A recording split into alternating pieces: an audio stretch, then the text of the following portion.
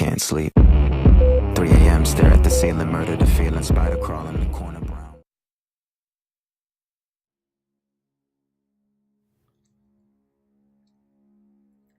It was well after iftar, the time for breaking fast.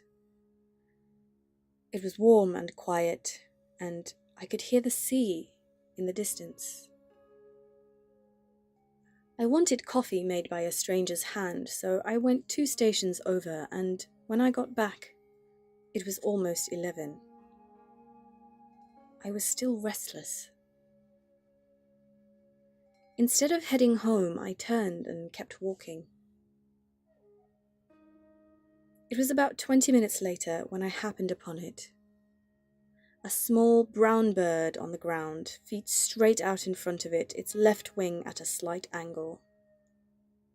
I picked it up without thinking, as gently as I could. It was still warm, but that could have been due to the warmth of the evening. In the street light, it was difficult to tell if it was still breathing or not. I checked for a pulse, but I could only feel my own rapid heartbeat pulsing through my fingers. I rushed it home as quickly and gently as I could. When I was finally able to observe it under the floodlight in my apartment, I couldn't see any breathing.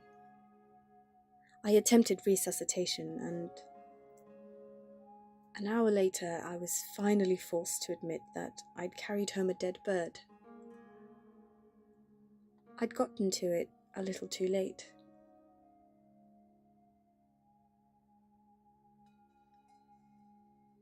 I've never been able to let go of things very easily. The example set for me growing up was that letting go was a sign of weakness.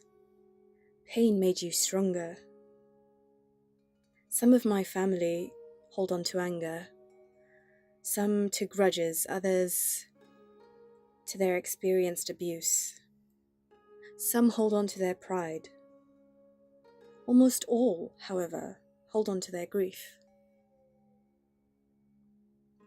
It was over 10 Ramadans ago that I first knew real grief.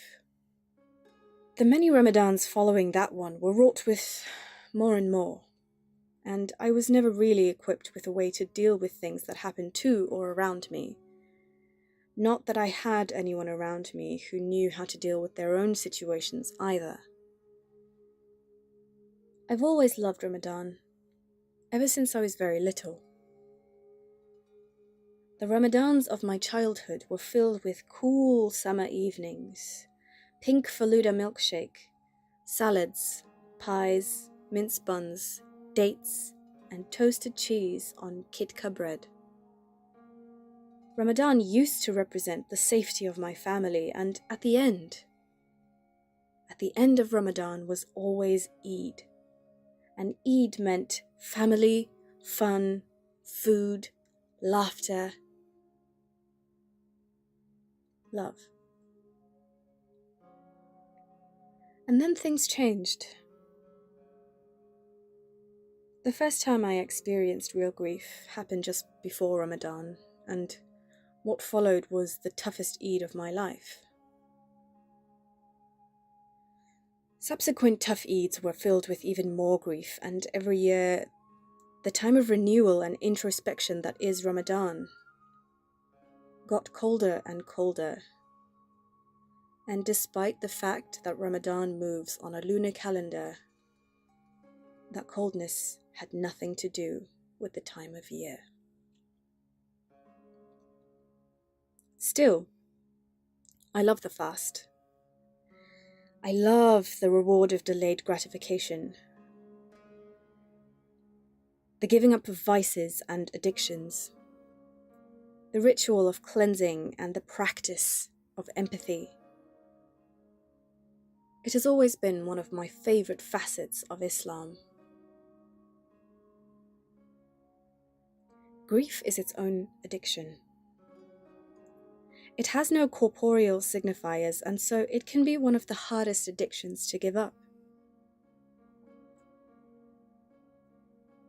It's been over a decade of holding on to my griefs, and It has been the toughest of habits to break. Holding on. It's only been 2 Ramadans since I began the process of unlearning the act of letting go, of not indulging in my grief. I still have many Ramadans to go, but I'm not racing against myself. And if it means that I will find and attempt to resuscitate dead birds I find along the way, then I will do that.